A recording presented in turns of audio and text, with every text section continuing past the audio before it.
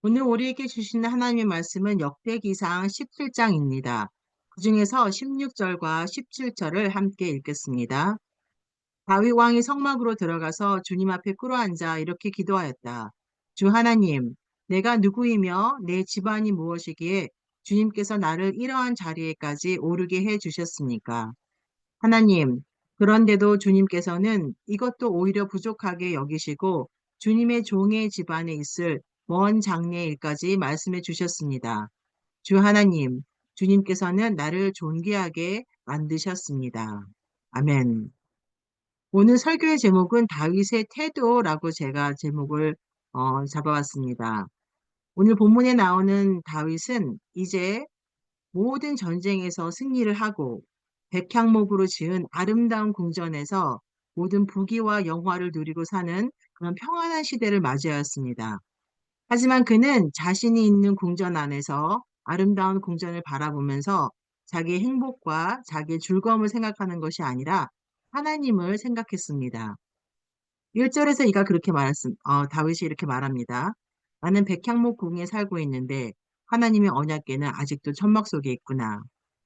이건 단순한 건축 문제나 인테리어 문제가 아니지요. 다윗은 자기의 편안함 속에서 하나님을 잊지 않았습니다. 다윗은 내가 이렇게 좋은 집에서 살고 있는데 하나님의 임재를 상징하는 언약궤는 여전히 이동식 천막에 있다는 것이 마음이 안 좋았습니다. 다윗은 하나님을 사랑했고 하나님을 경외했고 그렇기 때문에 모든 삶의 중심에 하나님이 계셨습니다. 그러나 하나님께서 어떤 대접을 받아야 마땅한지 하나님의 영광과 존귀에 대한 열망을 가졌던 사람이었습니다. 다윗은 모든 것이 잘 풀리고 평안할 때 하나님을 잊지 않았습니다. 이건 매우 중요한 신앙의 태도입니다. 그는 축복 속에서도 여전히 하나님의 영광과 하나님의 처소에 대한 관심을 놓지 않았습니다. 이것이 바로 하나님이 다윗을 내 마음의 합한 자라고 부르신 이유 중에 하나입니다. 많은 사람들이 어려움이 다가오고 고난이 다가올 때 하나님을 찾습니다. 하지만 시련이 지나가고 평안이 올 때는 그리고 자기의 삶이 좋아지면은 어떻게 하죠? 안위와 즐거움에 빠져서 하나님을 뒤로 미루는 경우가 많습니다. 삶이 바빠지고 일이 잘 풀리고 평안이 찾아왔을 때 우리 성도님들은 여러분의 삶에서 하나님이 어디에 계신가요? 혹시 하나님을 뒷전에 미루고 살고 계시지는 않은가요? 다윗은 성전을 짓기 전에 먼저 하나님을 생각했습니다. 우리도 어떤 일을 계획할 때 먼저 하나님의 마음은 어떠신지 묻고 하나님, 제가 하는 지금 일이 주님 보시기에 합당한가요? 라고 여쭤보는 하나님 중심의 태도가 필요합니다. 하지만 다윗이 하나님을 위해 성전을 짓겠다고 마음먹었을 때 하나님은 나단 선지자를 통해서 뜻밖의 말씀을 주십니다. 4절입니다. 나 주가 말한다. 내가 살 집을 내가 지어서는 안 된다. 10절입니다. 나 주가 내 집안을 한 왕조로 세우겠다는 것을 이제 내게 선언한다. 이 말은 단순히 성전은 내가 아니라 내 아들이 짓게 될 것이다 라는 정도가 아닙니다. 하나님은 지금 다윗의 계획보다 더 크고 영원한 언약을 말씀하신 것입니다. 하나님은 여기서 단순히 다윗의 왕조를 언급하신 것이 아닙니다. 이 말씀 속에는 메시아 언약, 즉 예수 그리스도의 오심이 포함되어 있습니다. 내가 그의 나라를 영원히 견고하게 하리라. 나는 그의 아버지가 되고 그는 나의 아들이 되리니. 이건 솔로몬만을 가리킨 것이 아니라 다윗의 자손으로 오실 예수님을 예언하는 말씀입니다. 하나님은 다윗에게 단순히 건물이 아니라 구원의 집, 영원한 나라, 은혜로 다스리시는 왕을 약속하신 것입니다. 오늘 읽는 본문에서 반복되는 핵심은 굉장히 클리어합니다. 내가 너를 택했다. 내가 너를 세웠다. 내가 너와 함께했다. 내가 나라를 세울 것이다. 모든 주어는 하나님입니다. 다윗은 내가 하나님께 드릴 것을 고민했지만 하나님은 말씀하십니다. 내가 나에게 드리기 전에 나는 너에게 이미 다 주었다. 이것이 바로 은혜입니다. 하나님은 언제나 우리가 무엇을 드리기 전에 먼저 주시는 분이십니다.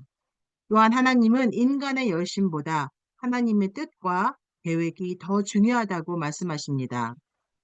하나님께서 다윗에게 믿을 수 없는 이런 놀라운 약속을 주신 후 다윗은 어떻게 반응했을까요? 다윗은 하나님 앞에 꿇어 앉았습니다. 16절입니다.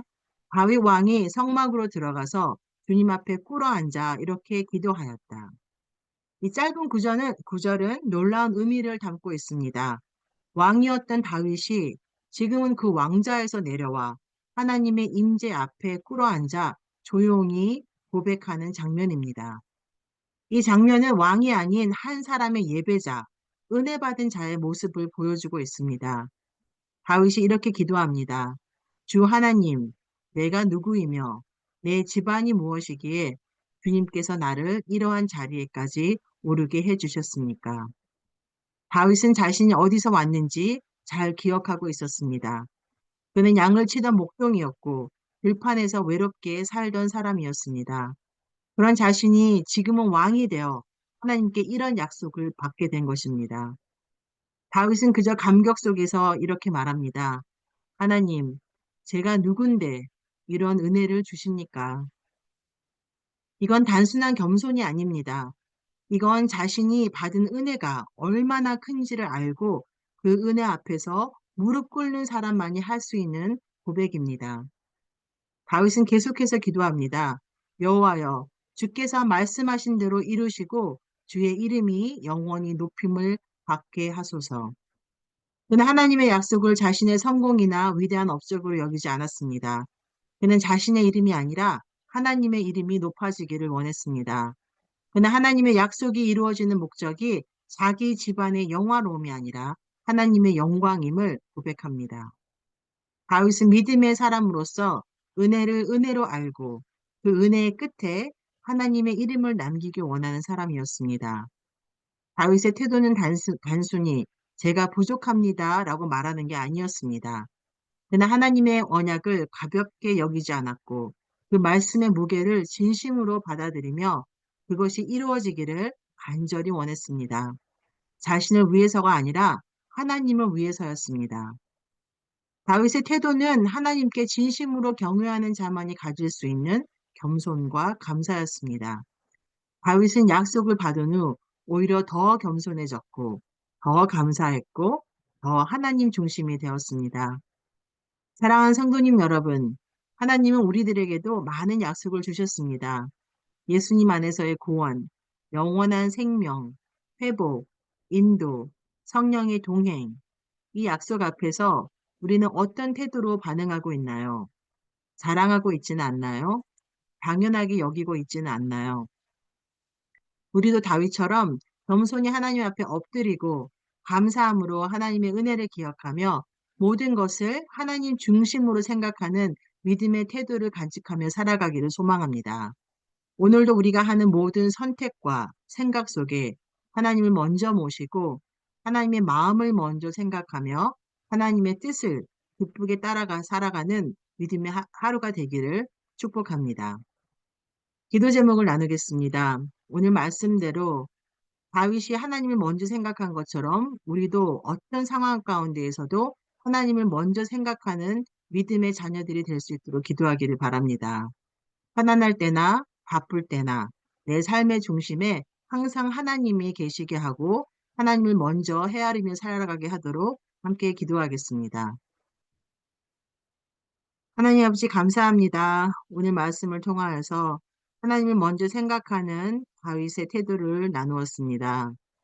우리를 사랑하셔서 우리를 먼저 불러주시고 우리에게 우리가 감당할 수 없는 정말 우리가 받을 수 없는 그런 놀라운 은혜를 부어주신 하나님, 우리 삶 가운데서 주님이 중심이 되는 삶을 살 수 있도록 우리 모두를 붙잡아 주시고 오늘 만나는 모든 이들에게 가는 곳마다 무엇을 하든지 하나님이 먼저 되는 삶을 사는 우리 모두 될 수 있도록 인도해 주시옵소서.